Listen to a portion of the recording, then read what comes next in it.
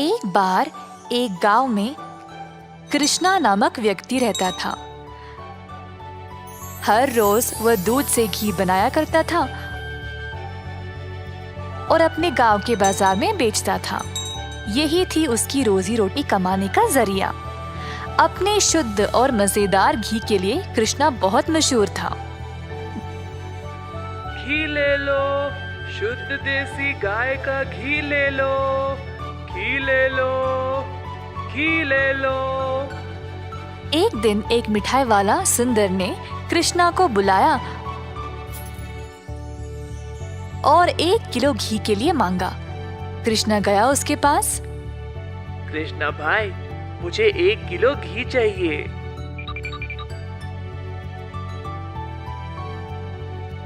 कृष्णा घी को तोलने लगा। जब सुंदर ने देखा कि घी कितना शुद्ध था तो वह अपने आप को रोक ही नहीं पाया। सुंदर ने और घी लेने का निर्णय लिया। रुको कृष्णा, मुझे तुम 1 नहीं 2 किलो घी दे देना। पता नहीं बाद में बचेगा या नहीं। तुम्हारा घी सबसे शुद्ध है और मुझे स्वादिष्ट मिठाई बनाने में मदद करता है। ओ बढ़िया जी, धन्यवाद सुंदर साहब। ये लो आपके 2 किलो घी। सुंदर ने खुशी से घी लिया और फिर दोनों अपने अपने रास्ते चले गए। जैसे कृष्णा चलता गया, गांव के लोग उसको एक एक करके घी खरीदने बुला रहे थे। दोपहर तक सारी घी बिक चुकी थी क्योंकि वो घी था ही इतना स्वादिष्ट। अपनी कमाई लेकर कृष्णा अपने भाई कुशल के पास दूध खरीदने गया ताकि वह अगले दिन के लिए और घी बना सके।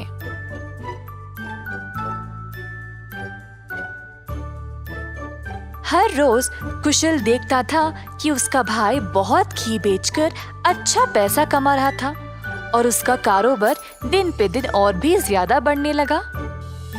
भाई, मुझे 5 लीटर दूध चाहिए घी बनाने के लिए।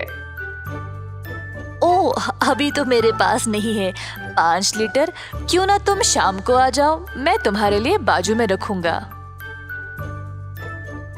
कृष्णा के निकलने के बाद कुशल की पत्नी उसके लिए पानी लेके आई। देखा कमला, कृष्णा की तो किस्मत ही बदल रही है। दोपहर में ही इसने सारी घी बेच डाली और दूध के लिए वापस आया था। आप तो सारा दूध इनको ही दे देते हो ना, क्यों ना इस बार आप दूध में थोड़ा सा पानी मिला के दो। इस तरह हम भी ज्यादा पैसा कमा सकते हैं। कुशल ने अपनी पत्नी की बात मान ली और शाम को जब वह गाय से दूध निकालने गया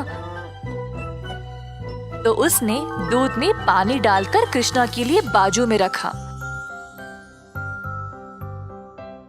अब कुशल रोज यही करने लगा। धीरे धीरे वह पानी की मात्रा और भी बढ़ाने लगा। अब कृष्णा इस बात से अनजान समझ नहीं पाया कि उसकी घी की शुद्धता दिन पे दिन कम क्यों होती जा रही। इस वजह से उसके बहुत सारे ग्राहक भी कम होते गए।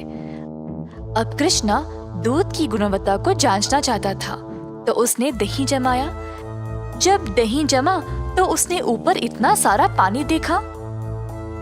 शायद गाय की सेहत ठीक नहीं है, इसीलिए अच्छा दूध नहीं दे रही होगी। मैं कुशल को ये बात बोलता हूँ।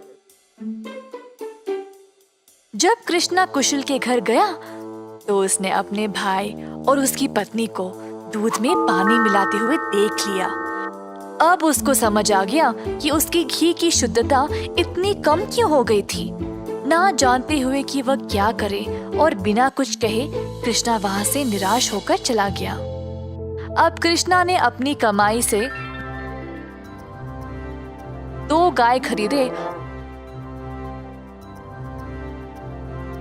और खुद दूध निकालना शुरू किया। अब फिर से कृष्णा अच्छी वाली शुद्ध घी बनाने लगा। कृष्णा ने अपनी एक छोटी सी दुकान खोल ली जहाँ पे वो शुद्ध देसी घी बेचने लगा। उसी समय सुंदर उसके पास आया और बोला, हाय कृष्णा, पिछले कुछ दिनों से घी कुछ ठीक नहीं है। मेरे मिठाइयों के लिए अच्छे ग्राहक थे, केवल आपकी शुद्ध घी की वजह से। उम्मीद है अब आप अच्छा घी बना रहे हो। मैं चाहता हूँ कि मेरे ग्राहक वापस आ जाए। आप ये 2 गाय देख रहे हो, ये मैंने ही लाए हैं अब खुद दूध निकालने। अब से मैं ही दूध निकाल रहा हूँ, तो आज से घी भी सबसे बढ़िया मिलेगी। जैसे दिन बीतते गए, अब कृष्णा से और लोग घी खरीदने लगे। कुछ ही दिनों में कृष्णा ने और गाय खरीदे। उसने कुछ नौकरों को अपनी दुकान पर काम पे भी लगाया, हाथ बटाने के लिए। अंततः कृष्णा काफी अमीर बन गया और ईमानदारी से अपना कारोबार चला रहा था। इसी दौरान कुशल, जिसने अपने ही भाई की प्रतिष्ठा को बर्बाद करने की कोशिश की, गांव में अपने मिलावटी दूध के लिए पकड़ा गया। अब कुशल दूध भी नहीं बेच पाया और जल्द नुकसान में पड़ गया। उसे समझ नहीं आया कि अब वह क्या करे। कुशल को अपनी गलती का एहसास हुआ और अपने भाई से माफी मांगने गया। उसने कृष्णा से भीख मांगी माफी के लिए और नौकरी के लिए, ताकि वह अपने कर्जों को चुका सके। दयालु कृष्णा ने तुरंत अपने भाई को क्षमा कर दिया और गायों और कामगार की देखरेख के लिए काम दे दिया। इस कहानी से हम ये सीखते हैं कि दिल से माफी मांगने वाले को माफ कर देना चाहिए और हमेशा एक अच्छी प्रतिष्ठा रखनी चाहिए। जादुई कुआं। कई साल पहले एक छोटे से गांव में था एक जमींदार अरविंद नाम का। वे बहुत अनुशासित थे। हर रोज सवेरे मुर्गे के कुकड़कू बोलते समय ही जाग जाते थे।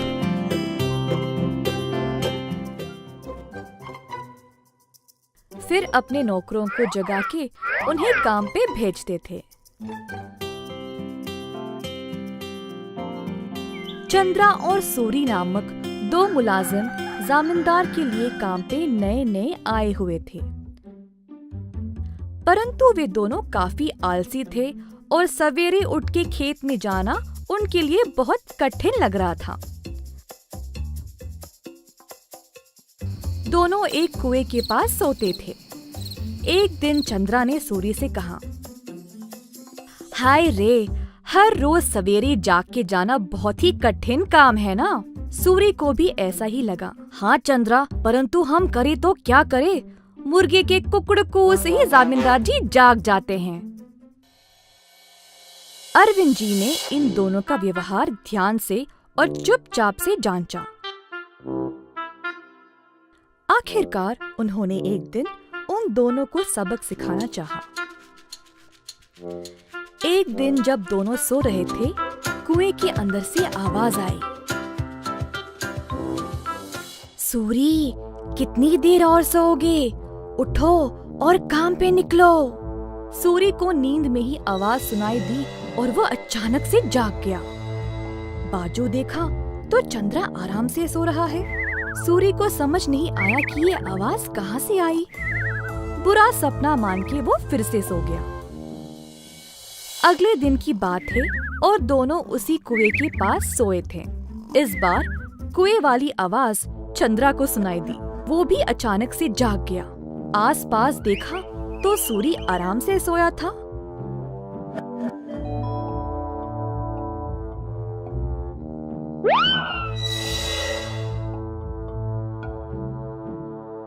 कोई बुरा सपना था शायद, ऐसा सोचकर वो भी फिर से सो गया।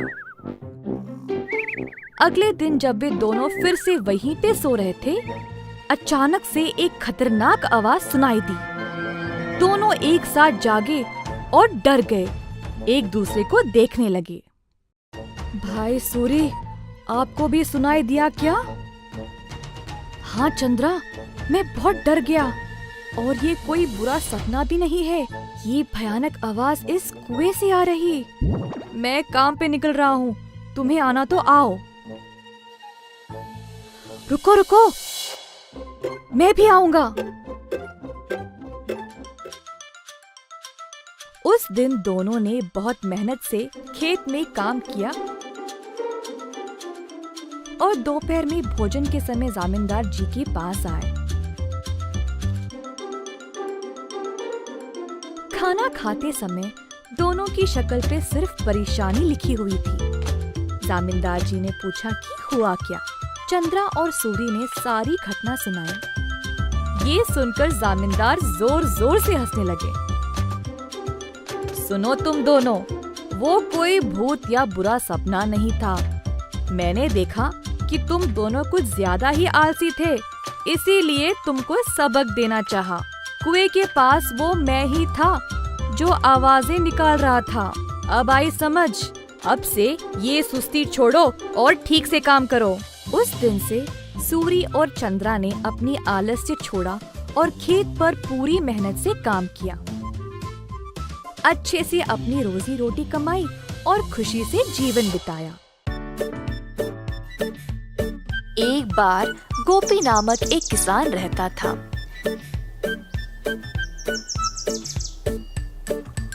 गोपी बहुत मेहनती था। सब लोग उसको पसंद करते थे और उसके साथ अच्छा व्यवहार करते थे।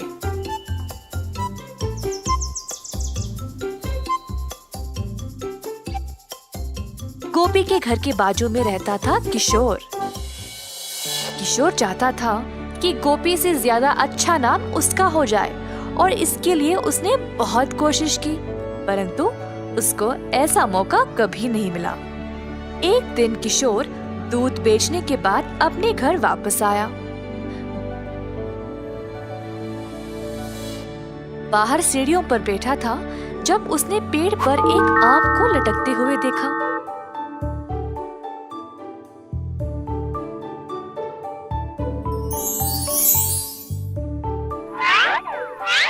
उसने आम को तोड़ा और अपने रुमाल में बंद कर दिया। आम को पकड़ के वह गोपी का इंतजार कर रहा था। जब गोपी वापस आया तब किशोर उसके पास गया और बोला, ओ गोपी, मैं तुम्हारी प्रतीक्षा कर रहा था। क्या बात है किशोर? मैंने इस रुमाल में एक फल को लपेटा है। क्या तुम अंदाजा लगा सकते हो कि इसमें क्या है? अगर तुमने सही जवाब दिया तो तुम खुद अपने हाथों से मेरे घर से जो मर्जी ले जा सकते हो। अगर तुमने गलत बोला तो मैं अपनी मर्जी से अपने हाथों से कोई भी चीज तुम्हारे घर से ले जाऊंगा। ठीक है, मुझे लगता है इसमें अमरूद है। गलत जवाब, इसमें आम है। अरे अच्छा, अब क्या? चलो तुम्हारे घर चले, मैं अपने हाथों से जितना हो सके ले जाऊंगा। दोनों चलते हुए गोपी के घर की ओर गए। घर में प्रवेश करने से पहले किशोर को दरवाजे के पास एक सीढ़ी दिखाई दी। तुरंत उसको उठा के बाजू में डाल दिया और घर के अंदर चला गया, परंतु गोपी वहीं पे खड़ा रहा। गोपी, वहीं क्यों रुक गए? तुमने तो सीढ़ी उठा ली थी ना, फिर उसको बाजू में रख के अंदर क्यों चले गए? क्या मतलब तुम्हारा? हाँ, अपने दोनों हाथों से तुमने सीढ़ी को उठा लिया था ना, तो अब इस सीढ़ी को उठाओ और जाओ। ऐसा कहकर गोपी अपने घर के अंदर चला गया। किशोर ने गोपी को रोक कर कहा, ये धोखा है। नहीं नहीं, मैं नहीं मानूंगा। अच्छा ठीक ठीक। अच्छा अब तुम बोलो, मेरे हाथ में क्या है? अगर सही जवाब दिया तो मैं किसी को नहीं बताऊंगा कि तुम अपने दूध में आधा पानी मिलाते हो, पर अगर तुम गलत हुए तो मैं पूरे गांव में इस बात को फैला दूंगा। हाय, अपनी बुद्धिमानी से तुमने मुझे फंसा लिया। ठीक है, मुझे लगता है तुम्हारे मुट्ठी में अंगूठी है। टोपी ने अपनी मुट्ठी खोली और दिखाया कि कुछ भी नहीं है अंदर। हाहा, मेरी मुट्ठी खाली है, तुम हार गए। क्या तुम अब सबको मेरे बारे में बता दोगे? मैं अब से इतना पानी दूध में नहीं मिलाऊंगा, जितना जरूरी उतना ही। गलती हो गई, कृपया मुझे जाने दो।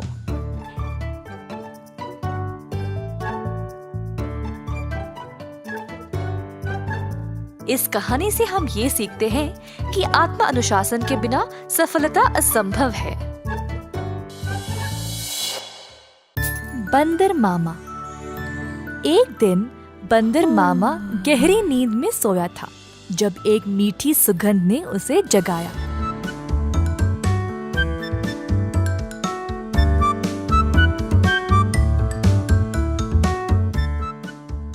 अपनी टोपी और जूते पहनकर बाहर निकल पड़ा खुशबू सूंघते सूंघते। बंदर मामा ने देखा कि ये सुगंध एक मिठाई की दुकान से आ रही थी। अंदर गया तो उसने कई प्रकार की मिठाइयों को देखा। एक लड्डू को देखकर बंदर के मुंह में पानी आ गया। जैसे ही बंदर लड्डू को उठाने गया, दुकान की मालकिन भालू ने बंदर का हाथ पकड़ के रोक दिया। बंदर भालू की ओर देखकर डर गया, तुरंत पीछे मुड़कर रोते रोते घर वापस भाग गया। टोपी और जूते को निकाल फेंक के निराश बैठा रहा कि मिठाई खाने को नहीं मिली। भालू काफी आलसी थी। जब उसने देखा कि बंदर उसकी मिठाइयों की सुगंध को सूंघ कर आया, उसके दिमाग में एक विचार आया। भालू अपने दुकान में मिठाई संवारने के लिए बहुत आलसी थी, तो उसने सोचा कि वह सारे जानवरों को मिठाई की सुगंध से आकर्षित करके उन सबसे सारा काम करवाएगी।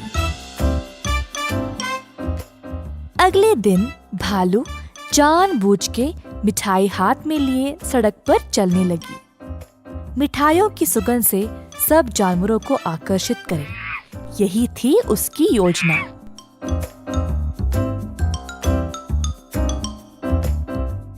खुशबू फिर से बंदर मामा तक पहुंच गई। इस बार बंदर मामा से रहा नहीं गया और उनका जी ललचाया। वह किसी भी हालत में मिठाई खाना चाहता था। बंदर मामा चुपके से दुकान के बाजू वाले पेड़ पर लटकने लगा। जब भालू देख नहीं रही थी, तब बंदर मामा ने लड्डू उठाया और झट से मुंह में डाला।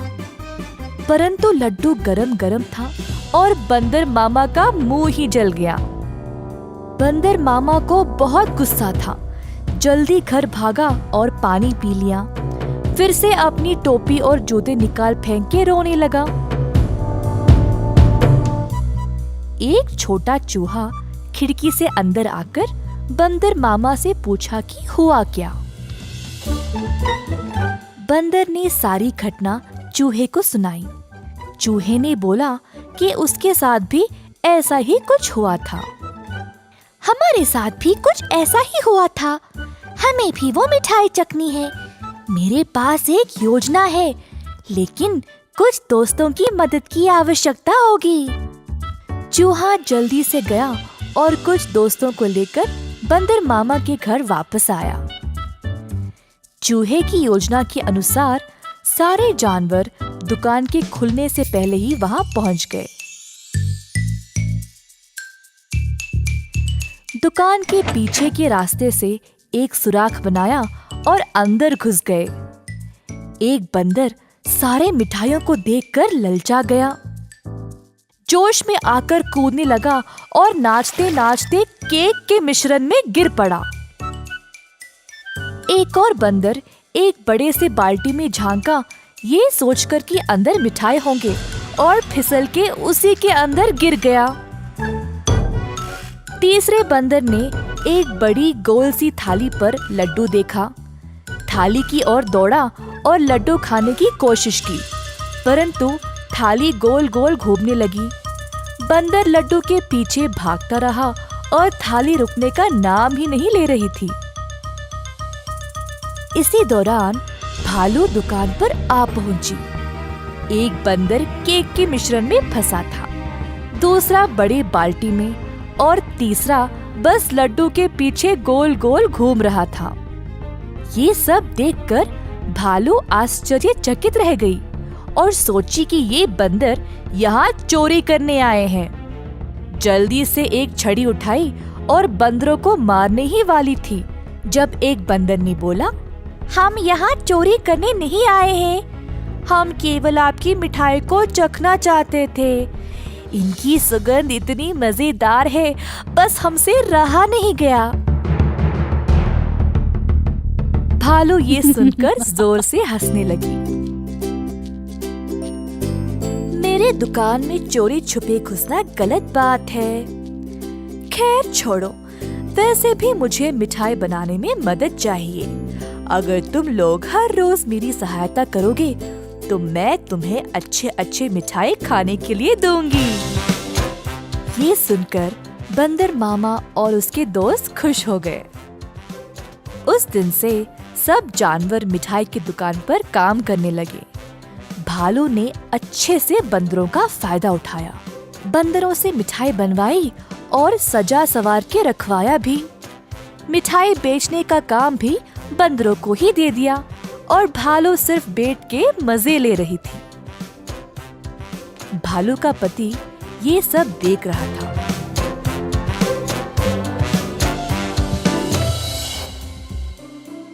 तुम तो रोज इतना काम करती हो, परंतु आज आराम से बैठकर मिठाई खा रही हो।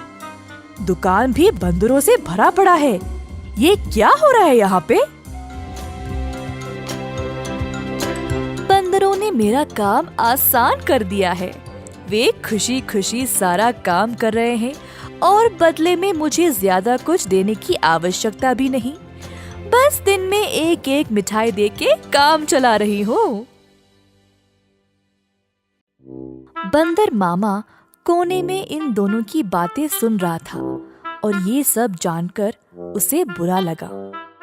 बंदर को एहसास हुआ कि भालू उसका और उसके दोस्तों का इस्तेमाल कर रही थी।